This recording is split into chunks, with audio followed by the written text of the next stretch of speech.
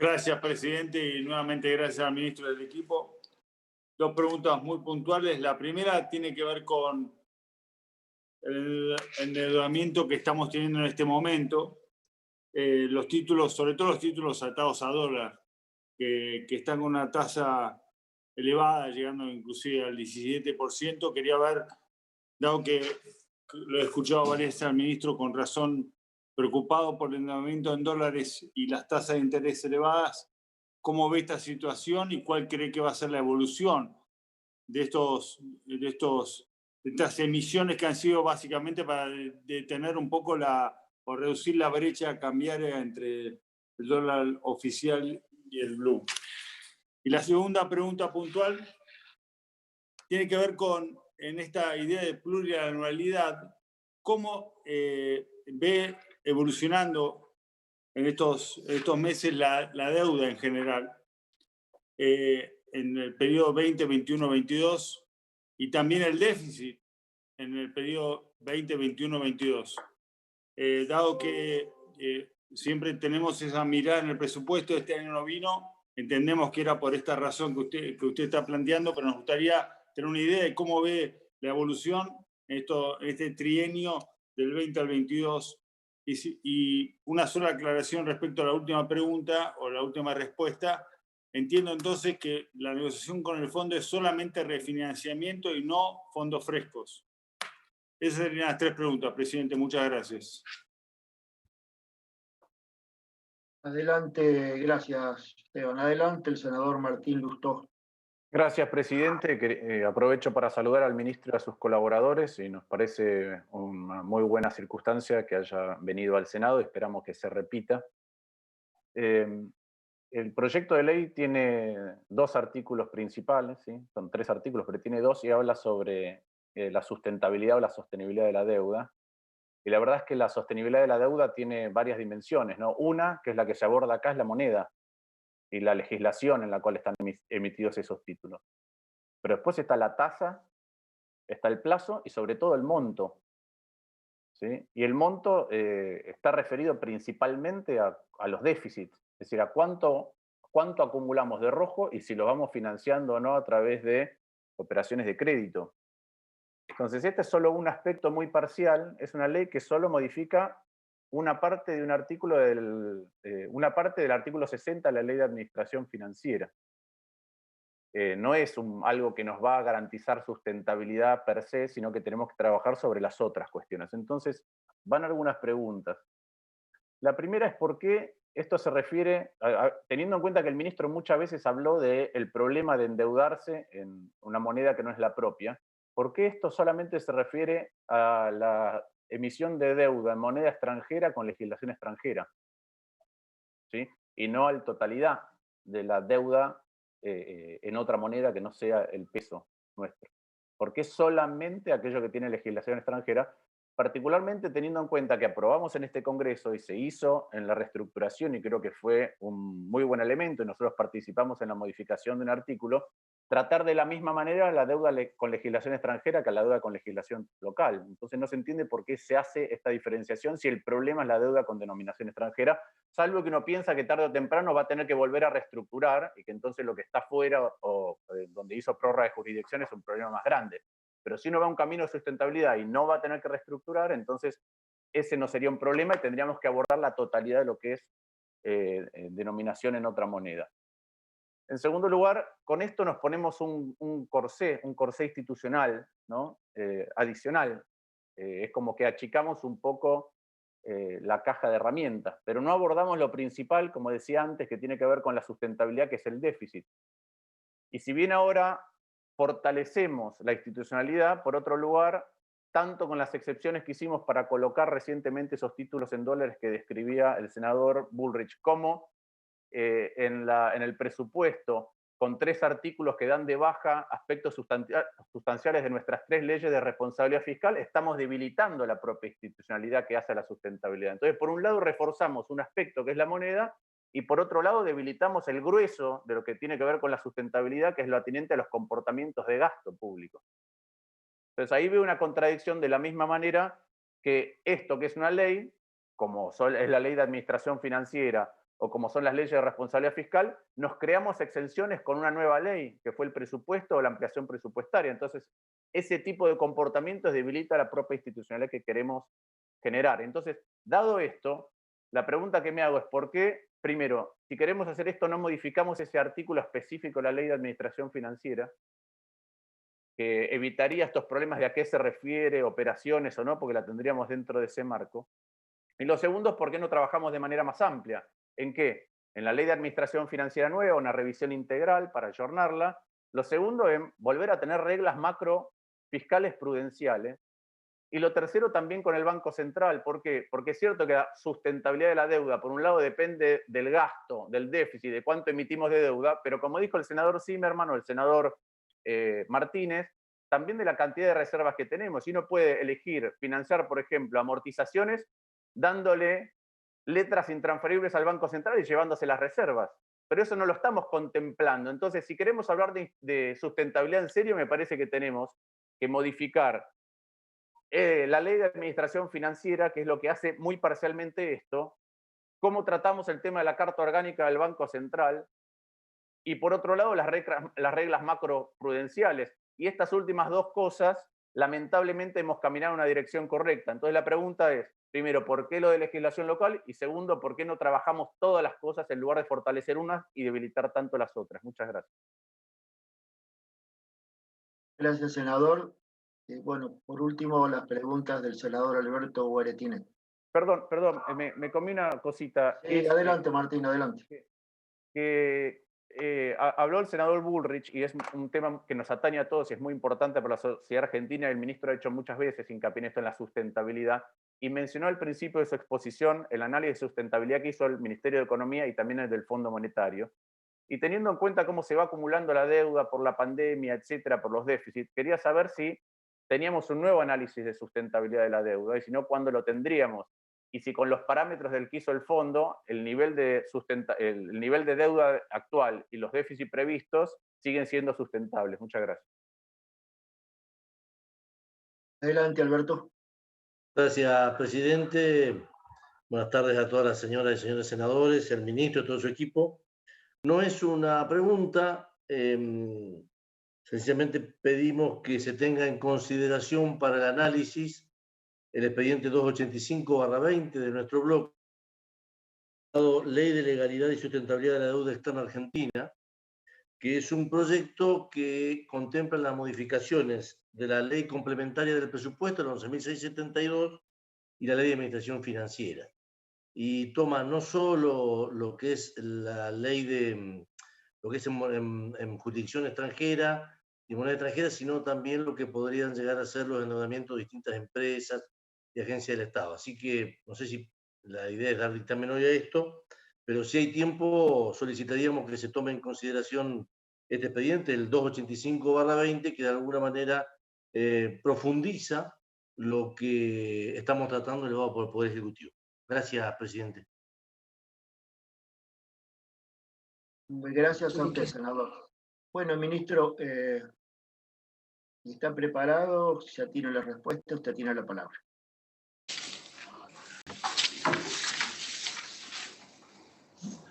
Muchas gracias, señor presidente. Gracias a todos los senadores. Voy a comenzar respondiendo a las inquietudes del senador Esteban Bullrich. Gracias, senador, por sus preguntas.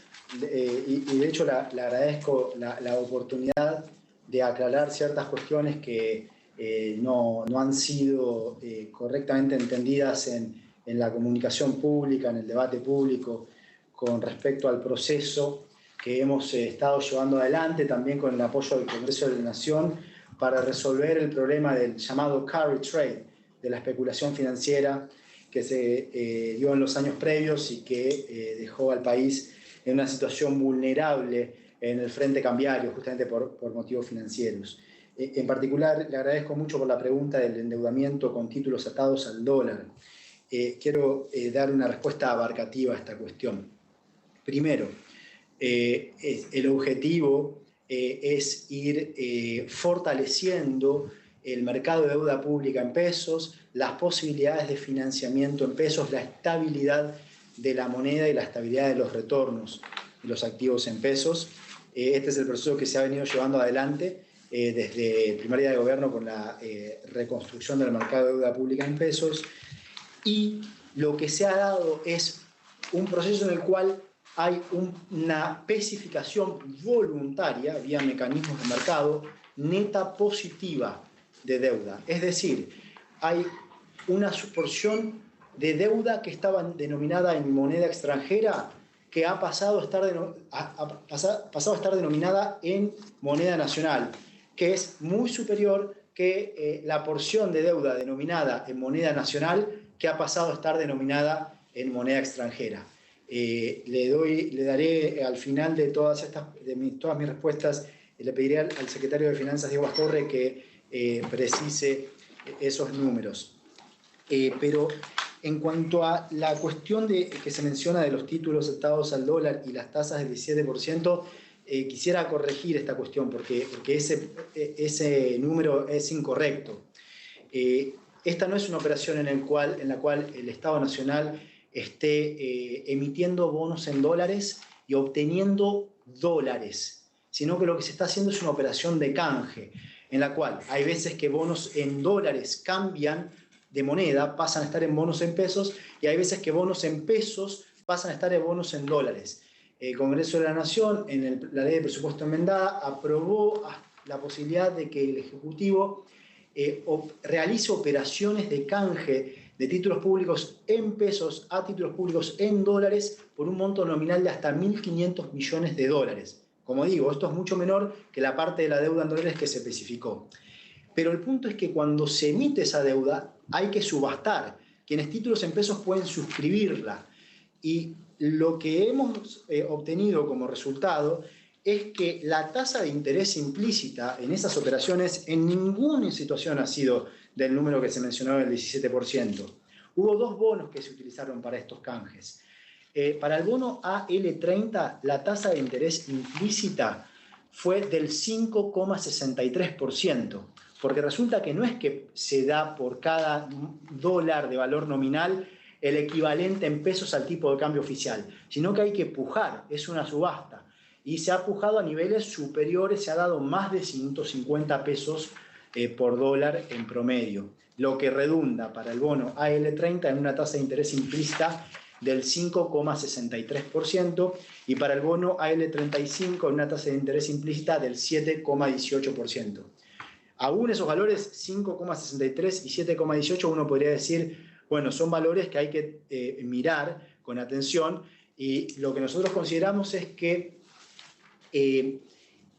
era una operación y es una operación que es deseable para el proceso de limpieza de la bicicleta financiera, de la especulación financiera, del carry trade, que lo que tenemos hoy es que hay parte de fondos que vinieron a especular y que se pusieron en posiciones en pesos, que quedaron atrapados en Argentina, que estructuralmente no quieren estar allí y que ponen presiones fuertes para salir del país, a pesar de los controles de capitales, vía el contado con liquidación. Si me permite aquí otra aclaración, esto no es para lidiar con la brecha entre el tipo de cambio oficial y el tipo de cambio dólar blue, sino entre el tipo de cambio oficial y el tipo de cambio contado con liquidación. Y entonces, esos fondos presionando sobre esa brecha, lo que hacen es generar una brecha más grande, que genera más problemas, más inestabilidad, menos incentivos a exportar, más incentivos a adelantar importaciones. Eso no es bueno para la estabilidad macroeconómica. Es un problema que hay que resolver, y hay que resolverlo con pragmatismo. Y eso es lo que nosotros hemos buscado hacer también de la mano con el Congreso de la Nación, que nos apoyó en este proceso de poder limpiar el carry trade, o como digo, especulación financiera. Estas operaciones nos permiten quitarle presión. Esos fondos se cambian de una posición en pesos a una posición en dólares, mientras que hay fondos locales que se cambian de posiciones en dólares a posiciones en pesos. Y eso nos ha ayudado, la evidencia es clara, nos ha ayudado a poder disminuir las presiones en el contado con liquidación. Y bueno, y obviamente que seguiremos trabajando en esa dirección. La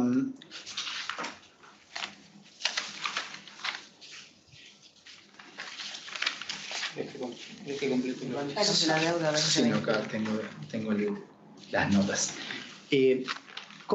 Senador, sobre la evolución de la deuda y el déficit, lo que nosotros necesitamos es lo que dije previamente, transitar el camino de la recuperación económica y al mismo tiempo ir poniendo las cuentas en orden.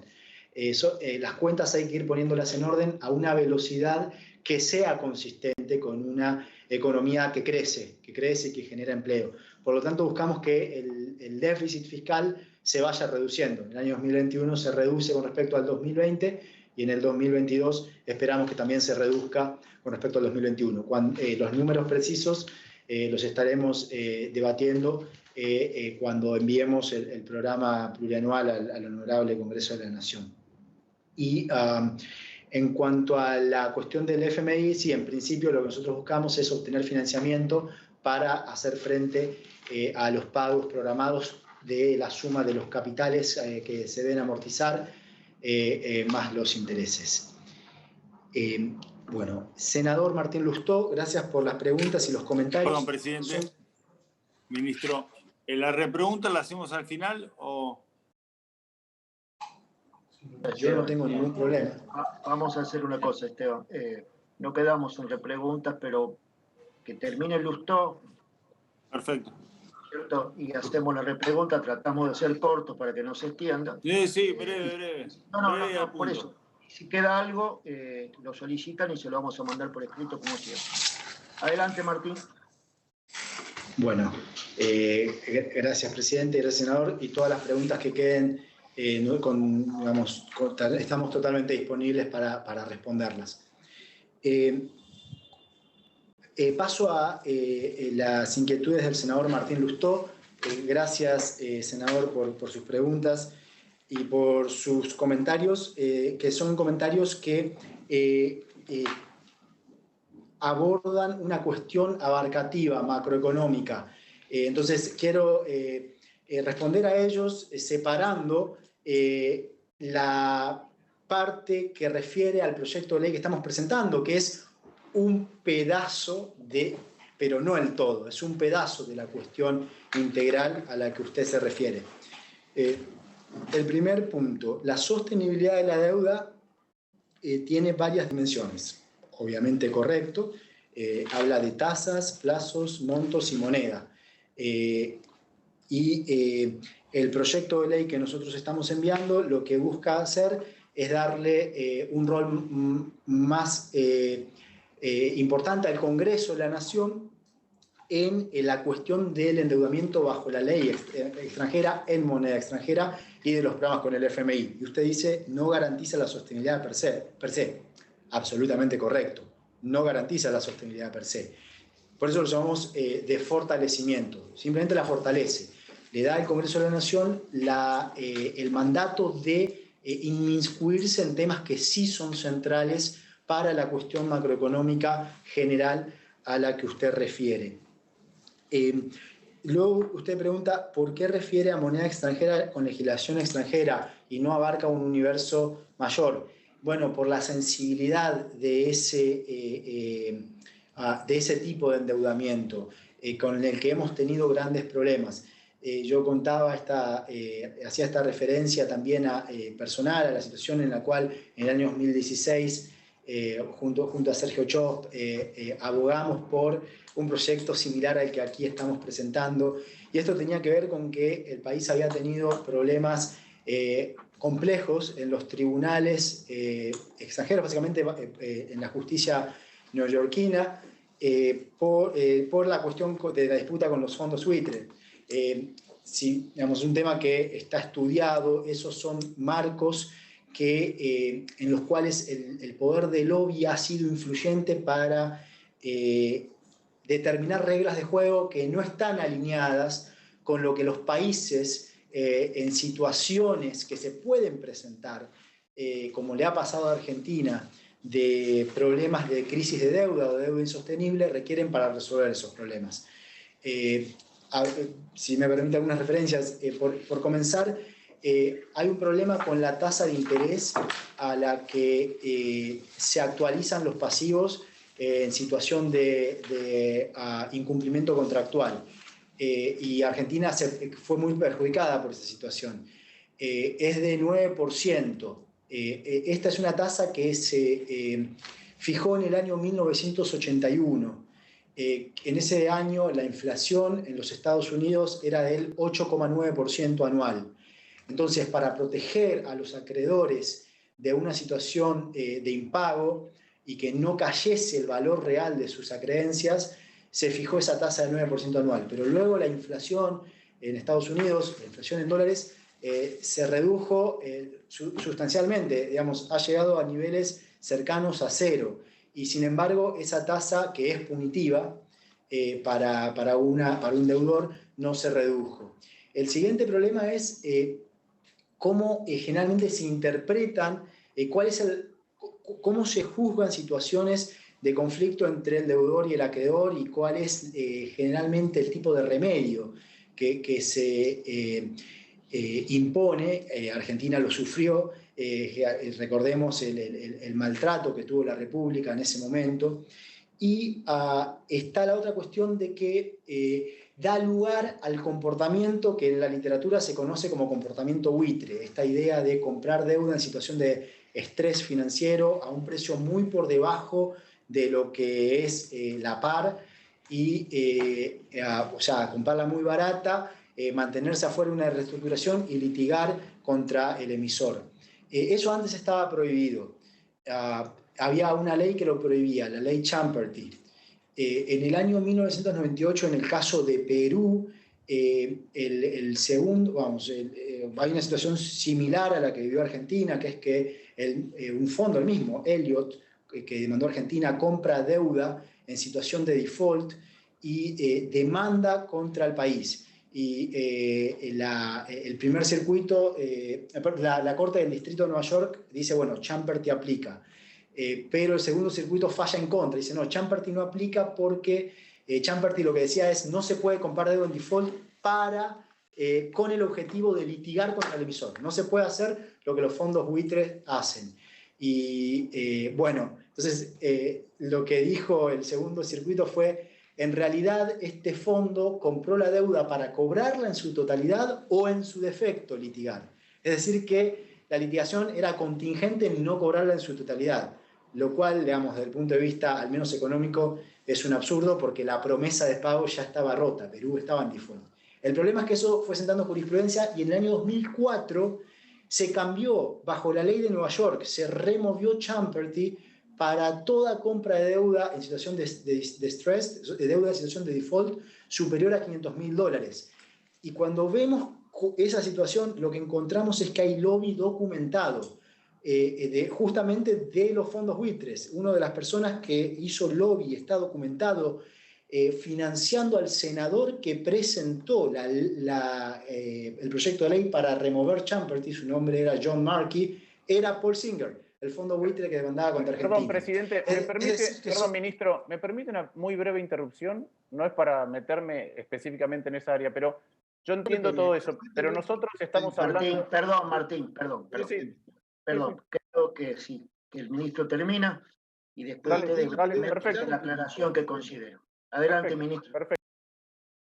Sí, el senador, pienso responder a todos los puntos que marca. Lo que pasa es que como simplemente marco esta historia, que me parece muy importante conocerla, porque son marcos legales escritos por y para quienes encuentran un beneficio en situaciones no solo de estrés financiero, sino que además encuentran un beneficio en llevar a un país a una situación de estrés financiero. Podríamos meternos en el tema de cómo funcionan los Credit Default Swaps, toda la arquitectura financiera internacional y cómo se utilizan esos elementos, pero por ahí voy demasiado, digamos, me metería en un nivel de detalle muy superior que tal vez sea para un debate mayor. En su momento este debate se dio, de hecho, en el seno de la discusión para habilitar el pago de los fondos buitres en el año 2016, esto se planteó. Pero respondo a su pregunta, ¿por qué refiere a moneda extranjera, legislación extranjera? Porque primero, bueno, sí, en cuanto a su pregunta, en la historia pueden pasar muchas cosas.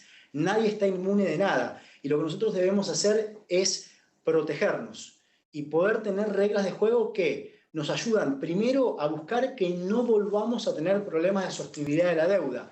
Pero si algún día existiesen, que esperamos que nunca vuelvan a pasar, tener una integración financiera que nos proteja, que nos cuide y que no que nos meta en un problema, en un chaleco de fuerza que nos daña. ¿Sí? Porque usted menciona que estamos pensando en ir a una situación nuevamente de deuda insostenible. Bueno, claramente buscamos que no, que nunca más vuelva a ocurrir.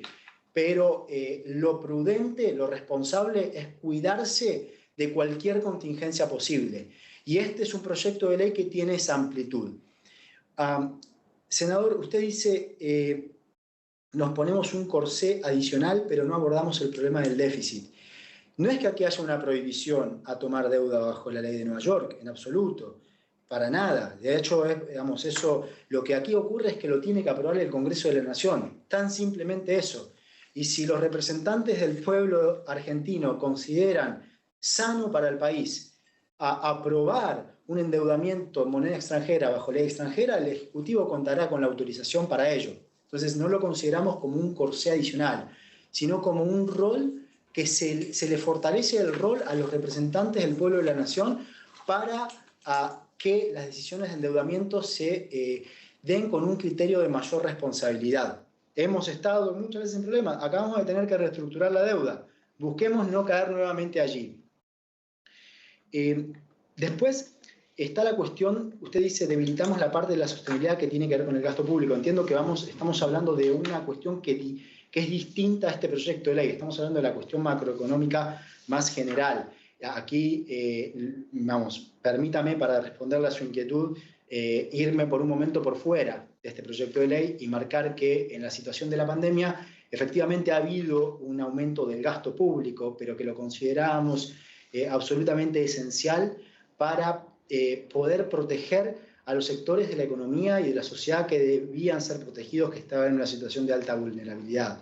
Proteger al trabajo, proteger a la producción, proteger a la población en estado de vulnerabilidad, y por eso tomamos medidas tales como el programa de asistencia al trabajo y la producción, el programa del ingreso familiar de emergencia, y lo que buscamos justamente es ir marcando una hoja de ruta que ponga las cuentas en orden, que fortalezca la sostenibilidad, en la cual la parte del gasto público tiene un rol importante en propiciar la recuperación económica en lo inmediato y al mismo tiempo sentar condiciones para un país más productivo.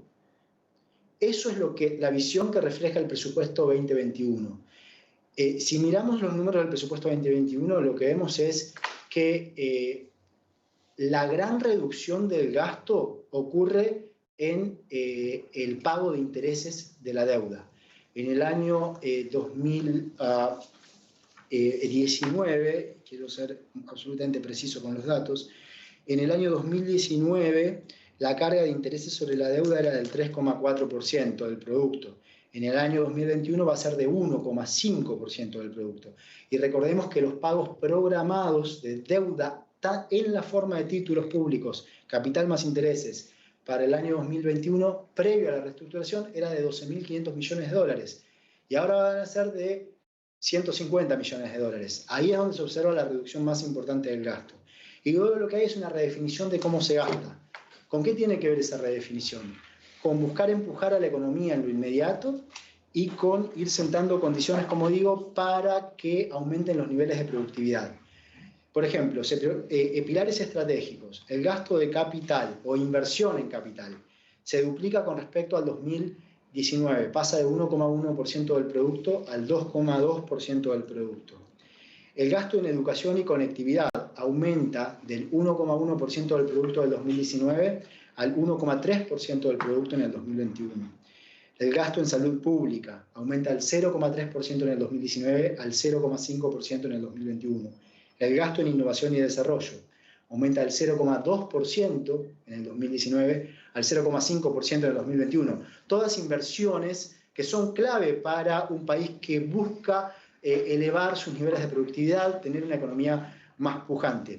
Pero insisto, buscamos fortalecer la sostenibilidad en lo que es la trayectoria fiscal por la cual comenzamos en el año 2021 y por la cual buscaremos continuar en los años que siguen.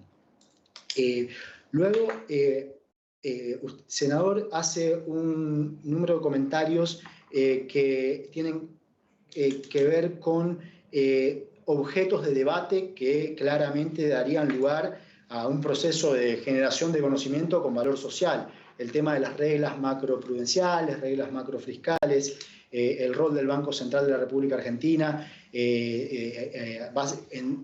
apoyo que ese tipo de debates hay obviamente visiones sobre cuáles son los esquemas, cuánto nos sirve atarnos a una regla, qué nos da, qué nos quita, qué ganamos con el no atarnos a una regla y tener mayor flexibilidad.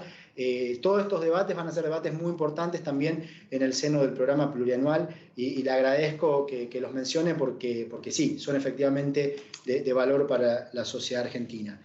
Y su última pregunta, si tomé nota de forma correcta, tiene que ver con... pregunta si hay un nuevo análisis de la sostenibilidad de la deuda en la situación de pandemia. Bueno, justamente el programa plurianual lo que tiene es un esquema de sostenibilidad. Eso también se va a hacer público cuando lo enviemos al Congreso de la Nación. Sí que le cuento que, porque me preguntaba también por el tema del Fondo Monetario Internacional, en la reunión previa al comienzo de las negociaciones, en lo que le presenta, el documento que le presenta la misión para Argentina del Fondo Monetario Internacional al directorio, hay una línea en la que afirman que en este momento la deuda pública argentina es sostenible con alta probabilidad, o sea que el Fondo Monetario Internacional se ha expedido al respecto. Bueno, gracias por sus preguntas y creo que con esto, senador Bertelnik no hizo preguntas, sino que dejó en la mesa una propuesta. Entonces no me refiero a ella, pero bueno, quedo abierto para sus inquietudes. Muchas gracias. ¿Me permite una repregunta, presidente? No, Víctor, ya estamos sobre el límite, así que las preguntas me las hacen por sistema. A Esteban me comprometí, quería hacer una aclaración, se la voy a dar, pero llevamos 1 hora y estamos dispuestos a respondérsela mañana por escrito. Esteban. Presidente, yo había pedido algo muy breve también. Bien, Víctor, o sea, a ver si es una pregunta breve. Muy breve. Es breve, es una pregunta que le hice, presidente. Es breve. Ya te voy a dar, espérame, Víctor, por favor. Espera. Sí, espero. El compromiso es una pregunta breve. Breve. No tenemos más tiempo. Bueno, adelante, Esteban. El punto y la pregunta, presidente, era justamente como no teníamos este plan plurianual, algún tipo de estimación, porque la senadora Rodríguez Machado también le hizo una pregunta respecto a cómo ve la evolución tanto de la deuda como del déficit en el futuro. Entonces era ver cuándo tiene pensado enviar eso, porque para nosotros es relevante esa información mirando este proyecto, justamente. Por eso, dado que estamos hablando de algo que tiene que tener una relación, el acuerdo respecto a la visión de las cuentas públicas, como dijo el senador Lustó, la deuda tiene un impacto, el déficit tiene un impacto en la deuda. Por lo tanto, esa era la necesidad de la información y ver qué fecha nos iba a dar para tener esa información plurianual. Ministro, ¿prefiere responder de a una o hacemos un paquete? ¿Cómo le parece? No, presidente, creo que estaría bien que le responda el senador Esteban Bullrich, así cerramos este bloque. ¿Le parece bien? Me parece bien. Además, para que no se pierda la pregunta en el debate. Bueno, gracias, senador, por la repregunta. La información sobre deuda pública es información que es pública, está disponible. Luego, el déficit fiscal, cada vez que hay déficit fiscal, lo que ello implica es ya sea mayor endeudamiento o mayor emisión monetaria. Para el año 2021 nosotros hemos presentado un proyecto de ley y hemos definido las fuentes de financiamiento. Es decir, que si uno quisiera saber el número a final del 2021 con los planes vigentes al momento... Perdón, ministro. Yo esa información, inclusive la calculé que iba a ser el 45% de la base monetaria. No puede estar haciendo este tipo de interrupción, presidente. Pero es una pregunta. Le estoy preguntando de 2022. No puede ser este tipo. Tenemos 40 senadores presentes y un solo senador capta toda la... Le quiero... A ver, Perdón, José. Les pido, por favor, que hagamos una pregunta clara y respondan. Y si queda algo, les estoy proponiendo que me lo manden por sistema, que mañana se lo voy a responder. ¿Les parece? Pregunté el plurianual. El plurianual no incluye el 21 porque el 21 lo vimos en el presupuesto. Estoy viendo más allá del 21. Esa es la pregunta. Disculpe, senador Mayans. Adelante, adelante, Sí. ministro. No, esa pregunta, de hecho, bueno, señor senador, la respondí. El programa plurianual se va a presentar cuando se presente el programa plurianual en el que estamos trabajando y en el que se da también en el contexto de las negociaciones con el Fondo Monetario Internacional, se verán las metas fiscales para el año 2022 y 2023. Tiempo al tiempo, actuando con prudencia y responsabilidad. Eso es lo que es correcto en estas circunstancias y lo que es sano para Argentina. No tirar un número así en un marco descontextualizado, sino presentar todo de una forma integral, con profesionalismo y con cuidado. Hay que esperar un poco más para ver eso. Muchas gracias, señor senador. Gracias, ministro. Zimmerman, por favor, sea concreto. No, Sí, bueno. Gracias, presidente. Yo la pregunta que le hice en relación al presupuesto al ministro tenía que ver básicamente con el déficit del 4,5 del PBI, y él me contestó de que los supuestos presupuestarios lo van a cumplir el año que viene, cosa que me parece muy bien. Ahora, yo tengo una preocupación, ministro. Yo soy senador por el Chaco, la provincia del norte. Se ve que ustedes hicieron un gran esfuerzo para reducir el déficit y prevén de que no va a haber pandemia el año que viene, por lo tanto no va a haber IFE, no va a haber ATP y tampoco va a haber transferencias complementarias a las provincias, que este año prevén sean 200.000 millones, es muy importante para nosotros, para los gobernadores y para los intendentes. Ahora, la pregunta que yo le hice al respecto y le quiero volver a hacer es que si usted cree que con ese déficit del 4,5 va a poder avanzar con el acuerdo con el fondo, o el fondo le va a pedir una reducción mayor de ese déficit. Quiero conocer su opinión y de paso un poco las conversaciones que está claro, senador. Gracias. Está claro. Por favor, ministro, conteste brevemente, porque estas cosas ya le hemos contestado otras veces. Así que conteste brevemente, si no lo vamos a responder por escrito. Bueno, gracias, señor presidente. Gracias, senador Zimmerman. De hecho, procuré brindarle una respuesta. Estamos en un contexto de negociaciones y nosotros estamos firmes en que el programa presupuestario para el año 2021 es el punto de partida, es el primer punto del programa plurianual. Es decir, la respuesta es sí, nosotros vamos a cumplir con el programa presupuestario que el Honorable Congreso de la Nación aprobó. Gracias, ministro. Muy amable.